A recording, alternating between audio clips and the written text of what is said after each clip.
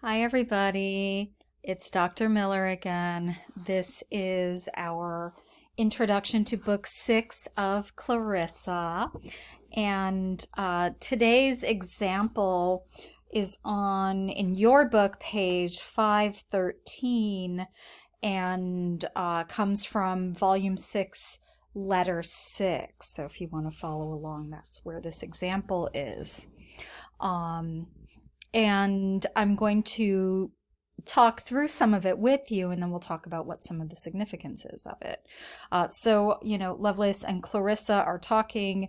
He wants her to get married now because his plot, of course, was to rape her, and then she has no other choice but to marry him to save her honor. And he's bewildered that she continues to say no to him. Say but, dearest creature, you will consider. Say but you will take time to reflect upon what the honor of both our families requires of you. I will not rise. I will not permit you to withdraw, still holding her gown, till you tell me you will consider. Take this letter, weigh well your situation and mine. Say you will withdraw to consider, and then I will not presume to withhold you. Okay, so he's physically restraining her by holding her dress, thankfully not holding her body directly. And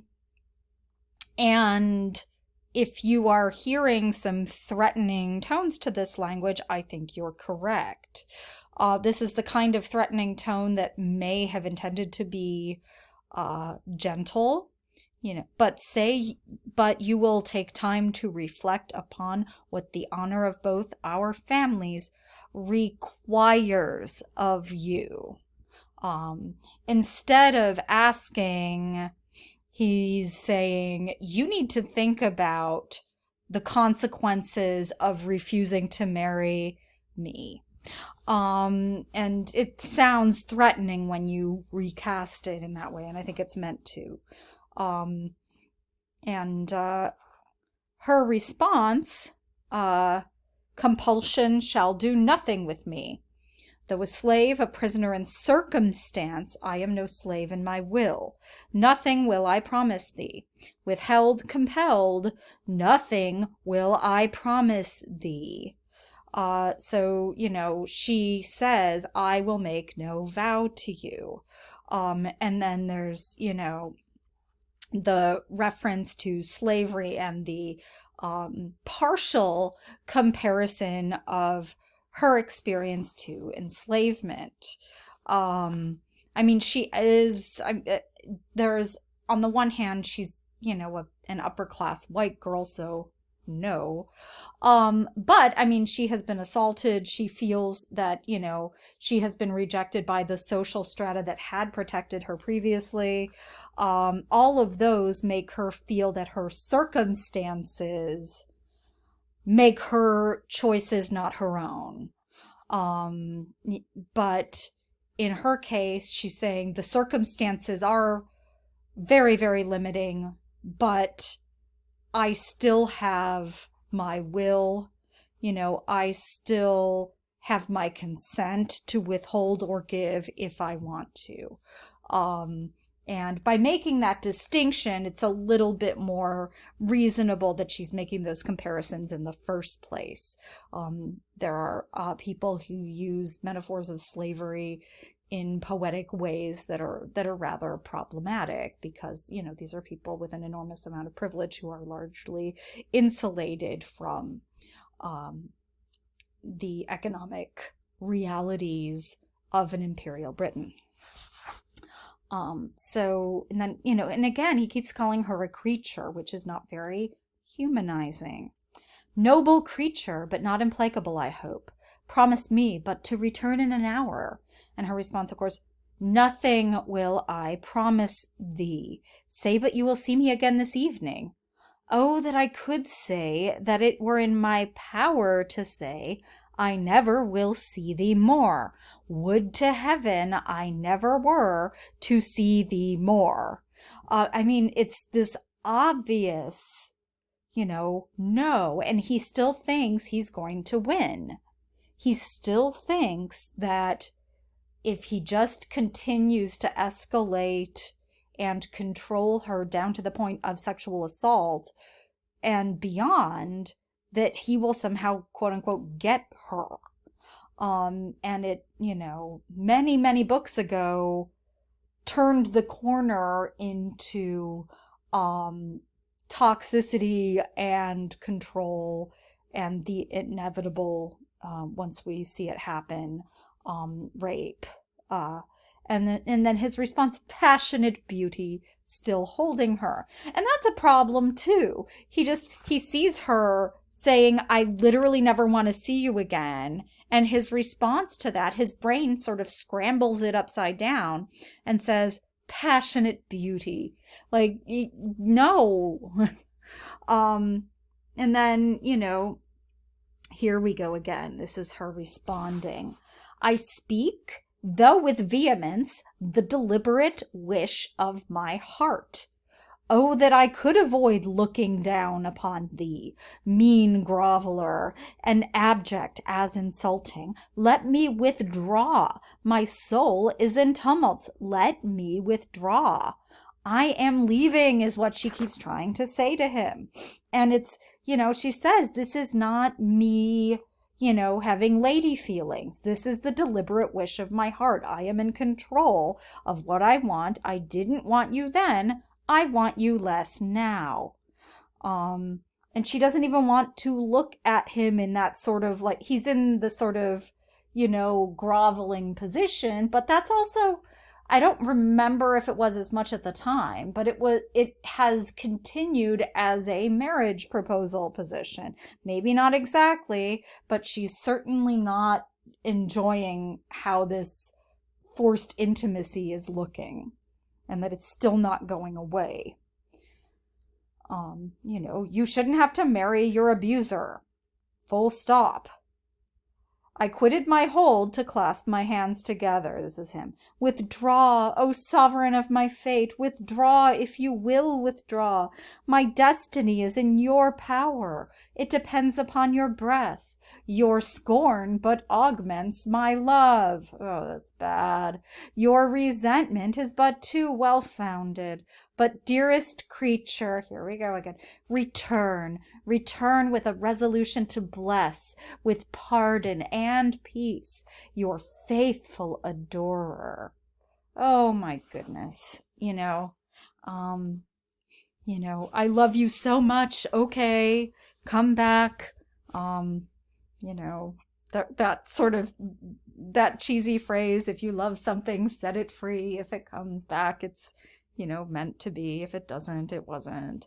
And in her case, it was not meant to be. She flew from me, the angel. As soon as she found her wings, flew from me. That is a wild line right there. As soon as she found her wings. Did he hide them from her? Possibly. I, the reptile kneeler, here we are again with the animal metaphors, with the sort of religious undertones in love and sexuality. The despicable slave, no more the proud victor, arose. Okay, so I'm sorry, the despicable slave? I think we need to look up what despicable would have meant at that time, because that is a very strange formulation as well. I mean, the person who is placed in an unempowered position should have compassion and not contempt, but I will try to, I guess looked down on literally, maybe. Like, just literally looked down on. But yeah, it says deserving hatred and contempt. Okay, I'm right, though. From Latin, it was to look down on. So despicable meaning literally looking down on. We can go with that. However, the fact that that word has declined over the years is disturbing. But yeah, no more the proud victor. I'm kneeling down here like a reptile. and retiring, tried to comfort myself that, circumstanced as she is, destitute of friends and fortune, her uncle, moreover, who is to reconcile all so soon, as I thank my stars she still believes, expected, oh, that she would forgive me. Would she but generously forgive me and receive my vows at the altar at the instant of her forgiving me, that I might not have time to relapse into my old prejudices? What does he think is going to happen? Like, what is with the time and the rush? It is so strange. I mean, Richardson, in his previous novel to this, Pamela does this as well, and here we have this in Clarissa. It's like all of a sudden these are men who were living their lives and they see a woman or girl, really, and they lose it. And it's like a clock turns upside down and its hands start whirring and whirring. And they exist on some time scale that other humans do not want. And he certainly is. Yeah, I mean, the impatience and the recklessness of she has to forgive me right now before I do something terrible to her is bizarre. By my soul, Belford, this dear girl gives the lie to all our rakish maxims. There must be something more than a name in virtue. I now see that there is. Once subdued, always subdued. 'Tis an egregious falsehood.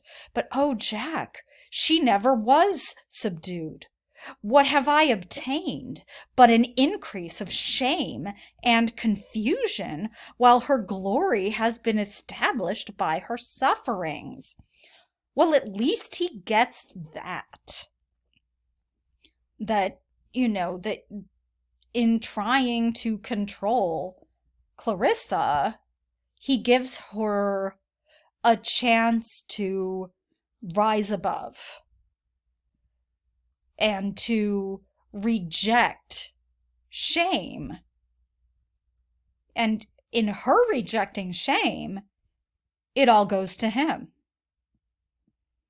This one merit is, however, left me, that I have laid all her sex under obligation to me, by putting this noble creature to trials which, so gloriously supported, have done honor to them all. Like, oh my gosh, give it a rest.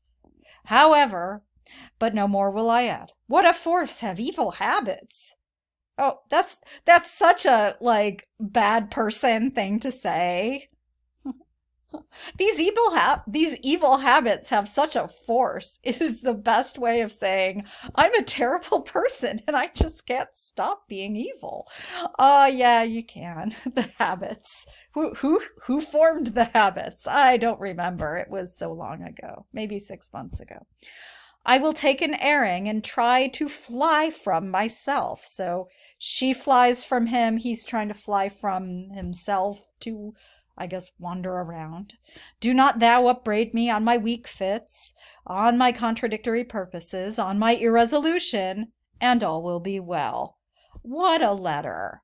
My goodness. There's so much in there, and it really helps us to see that when you think something has ended, it often has not, and it is often beginning.